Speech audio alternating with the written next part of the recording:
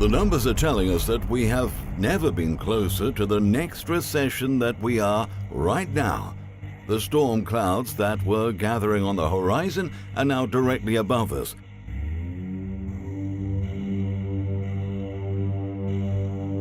And suddenly the mainstream media is filled with stories about when the next recession will begin and the effect that this may have on President Trump's chances of winning in 2020. In fact, there has been so much chatter about this that even President Trump is talking about it. All over television, experts are breathlessly speculating about when the coming recession will begin, and they're dispensing lots of advice about how people should be preparing for it. This is the book of Ecclesiastes, chapter 8, verse 5. Whoso keepeth the commandment shall feel no evil thing, and a wise man's heart discerneth both time and judgment. Verse 6. Because to every purpose there is time and judgment, therefore the misery of man is great upon him. Barakatah Yahweh, Barakatah Yahweh Shai, Barakatah Yahweh, Barakatah Yahweh Shai. Yahweh is the name who the world ignorantly calls God, and Yahweh Shai is his son who the world ignorantly calls Jesus Christ. First and foremost, I want to give all praises and all glory to Yahweh, Bahashim, Yahweh Shai, Bahashim, Rakah, Qudash. Double honors to the apostles of Great Millstone who ruled well and taught us this truth. They are the true teachers for the nation of Israel on earth today. And salutation to the Akim out there pushing this truth and sincerity throughout the four corners of the earth and risking their life to do so for Yahweh, Bahashim, Yahweh Shai's sake. I'm Brother Samak from the GMS Miami camp. And yes, the reason why I brought up the book of Ecclesiastes, chapter 8, verse 5 and 6, is because I came across this article today where you're having numerous of data being reported to the investors of this world, all right, letting them know that a so-called recession is on its way, all right, and it ain't going to be a recession, by the way. It's going to be an economic collapse, all right. It's going to be worse than the Great Depression or the Great Recession, all right, that happened in 07, 08. And these are the times that we're living in because we're living in the last days. And if you're so-called Negro, Latino, Native American, as well as the Israelite foreigners that are scattered throughout the other nations and look like the other nations, you are the children of Israel, all right? And you're supposed to be seeking the Lord. And your mind is supposed to be set on both time and judgment and discerning it, all right? Because a lot of misery is going to come upon this earth. A lot of misery is going to come upon these wicked people that are dwelling here, man. Because once the economy collapses, it's through. Especially here in America, all right? And that's why I put in that post-production, that video where, hey, man, you're even having the mainstream media, you're even having Donald Trump chiming in, saying there's a conspiracy with the data.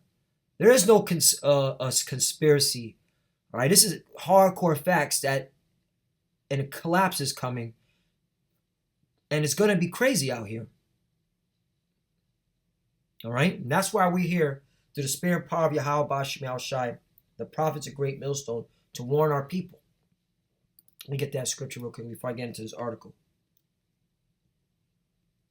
All right? Donald Trump's going to be forced to implement martial law. That's how I see it, man. All right? Ezekiel chapter 3, verse 17. Son of man, I have made thee a watchman unto the house of Israel.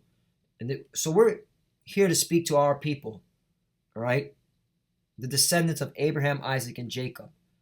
You so-called Negroes, Latinos, and Native Americans, as well as those Israelite foreigners that look like the other nations.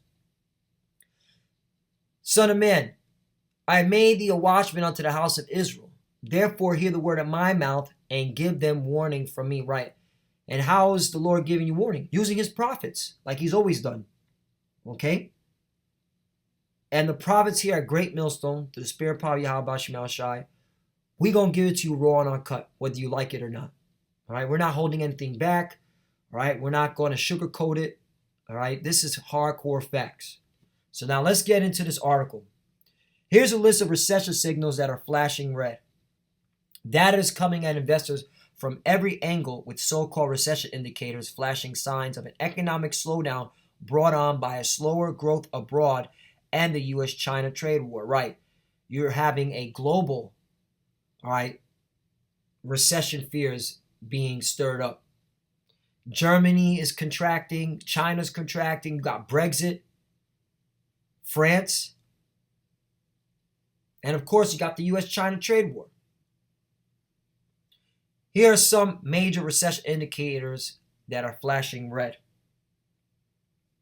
Whether or not the US is going into recession is on the minds of Americans everywhere. Google searches show recession fears have spiked exponentially since the end of July, when the Federal Reserve cut interest rates for the first time since the financial crisis. And that's a big flag. So those in the know, those dwelling here in America that are paying attention to what's going on, all right, they're now Googling recession. And they're coming across a whole bunch of opinions, which is causing fear. Data is coming at investors from every angle, with so-called recession indicators flashing signs of economic slowdown brought on by slower growth abroad in the U.S.-China trade war. A slowing global economy is pressuring central banks abroad to lower borrowing rates at unprecedented levels, right? And if you look at Europe, Europe's at negative, all right? The only one that has to go down in the interest rates is the Federal Reserve here in America, Babylon, which people are predicting, certain financial experts are predicting that is going to happen. So it's going to cause inflation. You're going to see food prices rise. All right, you're going to see gas prices rise. It's going to be scary out here.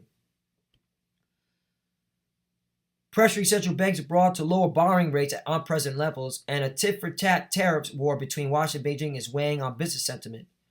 Assessing these indicators is not easy, and many economists, money managers, and analysts disagree about how healthy or unhealthy the U.S. economy really is, and whether its long expansion can continue. Here are some major recession indicators that are flashing red. Bond market, right? This was all over the news, all right?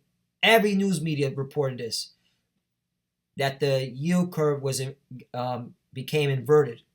And this hasn't happened since the Great Recession 12 years ago. You got GDP, gross domestic product. It's slowing down. All right, this is according to the Commerce Department. The federal government themselves are saying this. Corporate profits are tumbling. All right? You got the PMI.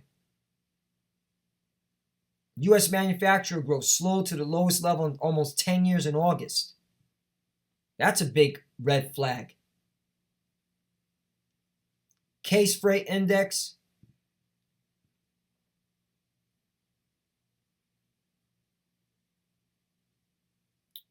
Copper, gold.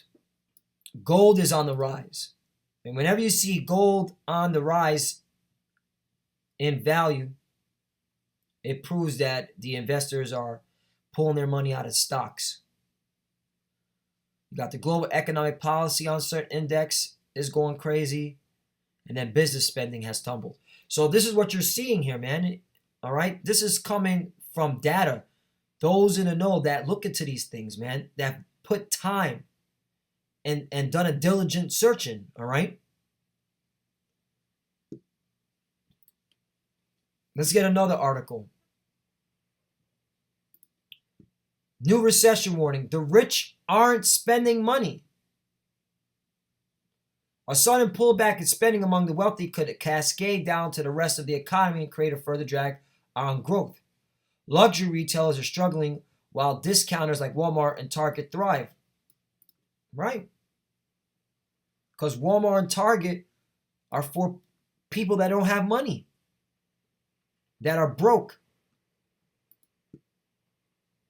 Shoot, I shop at Walmart for certain things, right?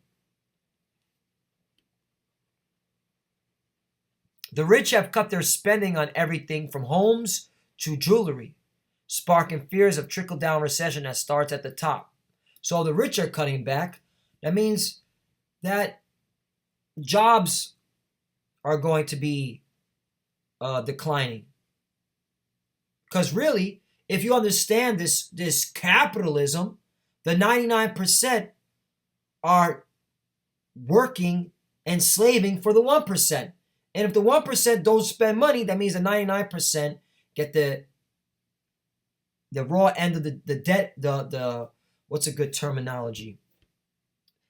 The short end of the stick. All right, that's a good metaphor for right now. From real estate and retail stores to classic cars and art, the weakest segment of the American economy right now is the very top. While the middle class and broader consumer section continue to spend, well, they have to spend. All right, the middle class and broader consumers or the poor, they have to spend. Okay, we live in an economy, in a system where you have to spend in order to survive. So that's stupid to even say. Economists say the sudden pullback among the wealthy could cascade down to the rest of the economy and create a further drag. Luxury real estate is having its worst year since the financial crisis. This is the big indicator, man. Retailers to the 1% are faring the worst, with famed Barney filing for bankruptcy and Nordstrom posting 3 consecutive quarter declines in revenue. Meanwhile, Walmart and Target, that's the poor. So this is what you're having. All right, last one. UBS tells investors to dump stocks for the first time since Euro crisis. That's big, man. So this is what's happening, okay? You're having investors, the wealthy, not spending anymore, holding on to cash because they see a crash coming. And the 1%, they always like to wait for a crash to come so then they can buy everything up at the cheap. But what does that mean for you, middle class and poor? Mainly, our people, because our people, you're at the bottom, you so-called Negroes, Latinos, and the Americans. All right? And those that are experiencing the curses, all right, of Deuteronomy 28, verse 15 through 68. You're fresh out of luck. And you're gonna be feeling the pain. Let's go to the book of Proverbs, chapter 11, verse 4. Riches profit not. Riches profit not in the day of wrath, but the righteous is delivered from death. Right. Because what's coming is wrath, man. What's coming is chaos, man. That's why the wealthy, the rich have been building their bunkers. Because they know this is coming. There's going to be sedition. Let me get that scripture out. Might as well bring it out now. Book of Second Esdras, chapter 15.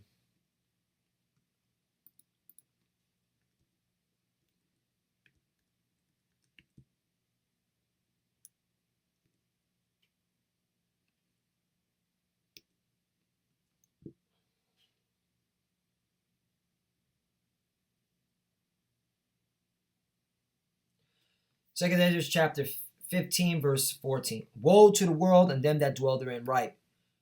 The next economic crisis is going to affect the whole globe, not just here in America. 15. For the sword and their destruction draweth nigh, and one people shall stand up and fight against another, and swords in their hands. Right. People killing each other for food, water. Right. And it's going to get worse here in America. Here in America is going to be 10 times worse. 16. For there shall be sedition among men, and invading one another. They shall not regard their kings nor princes. Right. They're not going to listen to Donald Trump. All right. That's why Donald Trump is going to have to put in martial law. All right. He's going to have to implement a national emergency. and the course of their actions shall stand in their power. 17, a man shall desire to go into a city and shall not be able, right? There's going to be cities blocked off, bridges being guarded by military troops to prevent people from coming in or out. All right, you can look at the movie The First Purge. They showed a glimpse of that. And that's what you're going to have. You're going to have, just watch the movie The First Purge. That's coming to America. 18, for because of their pride, the city shall be troubled, the houses shall be destroyed, and men shall be afraid, right? A lot of men are going to fear in these last days. The only ones that are not are going to be the men of the Lord, who have been paying attention and watching, all right? Discerning both time and judgment. Following after the ways of Yahweh Bashim Yahushai, the law, statutes, and commandments.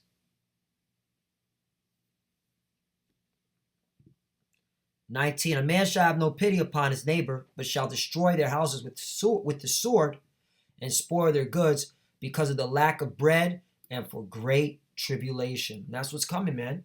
All right? That's what's coming. Let's get another scripture. Proverbs 11 and 28.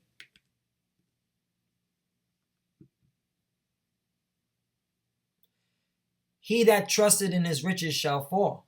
Right? You people are going to fall that trust in your riches. Talking about get the bag. All right? You have idiots like Polite. You got to sell your soul. All right? For this money. You're going to fall, Polite. Your family's going to leave you. All right?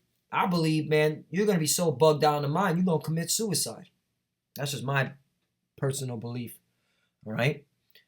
Proverbs 11:28, "He that trusteth in riches shall fall, but the righteous shall flourish as a branch." Right. The righteous are going to flourish as a branch because they were holding on to this truth. They weren't dismayed at the economic collapse. In fact, they were all for it because they know that, all right, the prophecies are being fulfilled and that the Lord is going to make his return. Proverbs, last one I'm going to close out, 27 and 24.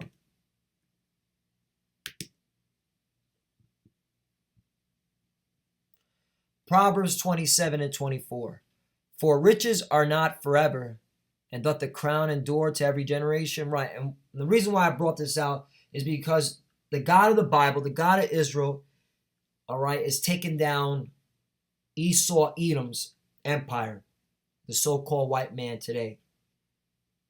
And by him doing this, all right, he's taking his riches away from him. Okay? Because in this society, these rich people believe that because they have money, they're going to rule forever. And guess what? Your money's going to come to naught. All right? And when this economy collapses, you Edomites are through.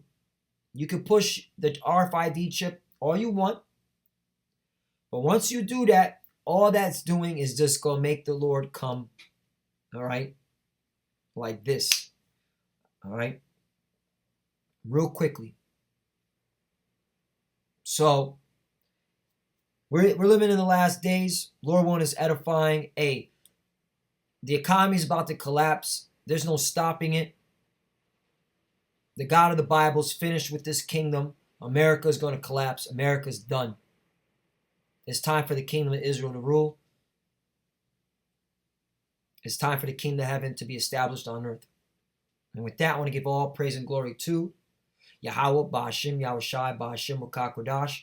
Double honors to the apostles of Great Millstone, who well and taught us this truth. They are the true teachers for the nation of Israel on earth today. And salutation to the Akim out there, pushing this truth of sincerity throughout the four corners of the earth and risking their life to do so for Yahweh, Ba'ashim, Yahushai's sake. Love you, brothers. Keep enduring, keep the faith. And with that, Shalom and Abba Babal. Shalom.